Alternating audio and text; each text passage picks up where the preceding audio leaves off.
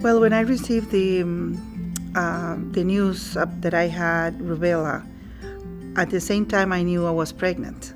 And then the doctor that saw me said, I think you need to have an abortion, and very soon, because this is going to be catastrophic for the baby.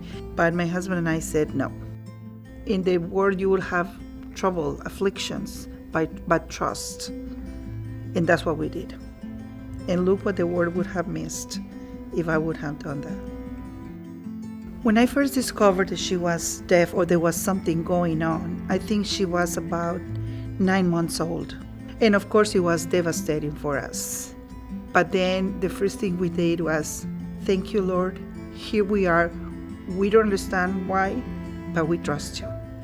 I don't remember how I recognized that I was deaf, but I knew I was different from the family. When I was 5, I looked at my family. Nobody had hearing aids, but I was the only one that was wearing hearing aids. I grew up listening to my family telling me, "Can you hear God's voice?" I'm a very visual person, so how do I know that?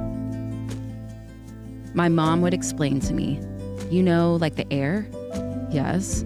You breathe? Yes. That's God here." Oh, okay. One night, my mom asked me something, and I responded, "Why do I talk to God if he doesn't talk to me? I can't see, read lips, or hear him. He's here, but where is he?"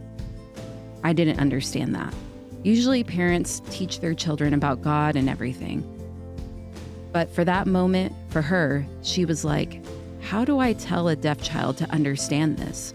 So a few nights after, can't remember how long, I was like, oh, I hear something. That was him. Then I met with my mom and I told her, I don't have to hear him. He talks to me through my heart. I remember when she was little and somebody mentioned Gallaudet University. And I said, I wish my daughter could go to that school. But I'm miles away in another country. And then it turns out God worked some things out and we came to America.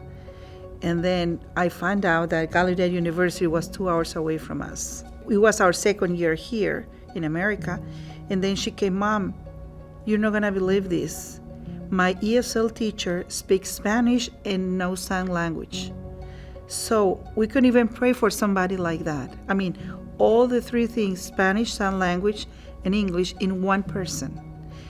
And that person was the person that God used to help her, and she bloomed. It was amazing. So that's what God has done for her. I learned that hope is not always positive. It's a lot of challenges. So how I manage that hope is holding. Hold on to God. Don't let go. Hold on. And always remember that He's here. He will always have a way. I went through depression and went through a lot of things. There were several times I tried to give up on myself. But I felt something holding me, saying, don't give up, holding me and telling me, don't. So I kept going even though I was struggling and feeling like discouraged and all of that. I was really alone. I felt alone inside and I felt lonely. But God was always with me. And that time, I didn't think He was with me, but He was with me, kept pushing me. And I learned something about God. He's with me through the valleys, and He helps guide me. And He won't let you suffer alone. He's with you and gives you strength.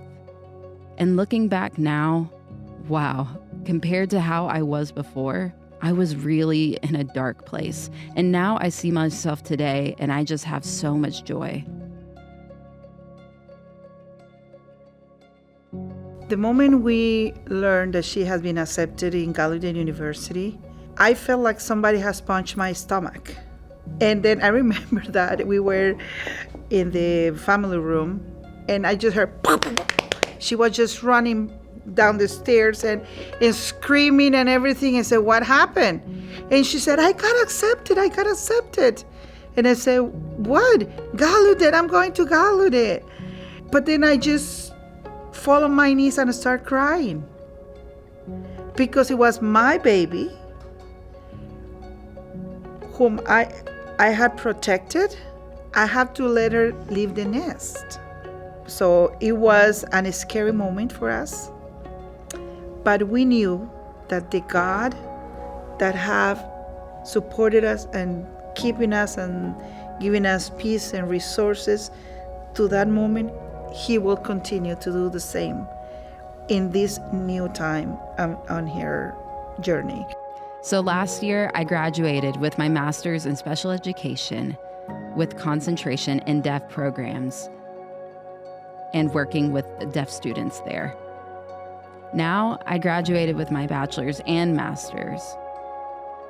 So I can help those kids that I'm working with use my education and what I was taught and teach them. So my experience and my journey through school and Deaf Institute and hearing school can help them strive in school as well. So that's the challenge. I don't want them to go through the same challenges. And for those kids, I want to let them know that they're able to be successful and improve in their education, just like me. Sometimes in life we have challenges that is just for a certain period of time, but when you have a special child, that is a lifetime. For 33 years, I have seen the mercy of God in our lives, in her life.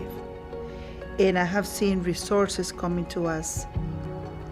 Sometimes we can feel hopeless, but it's coming. The best is yet to come, because if God has helped me in the moment I was pregnant, He will continue helping me through the moment. So if you're a mom that has a special child, don't give up. Special kids require special parents, and you're one of them, with the strength of the Lord. If I met little Daniela, I would tell her, don't give up. Just because things are hard doesn't mean that's the end of it. But the things that you go through gives you strength. And you continue to go. And God is always with you.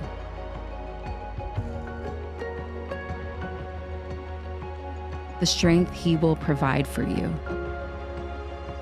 And He will guide you. He will do anything to make sure you keep going. And remember that He's with you. It was worthwhile. You will see the results of the sacrifices that we did. Yeah.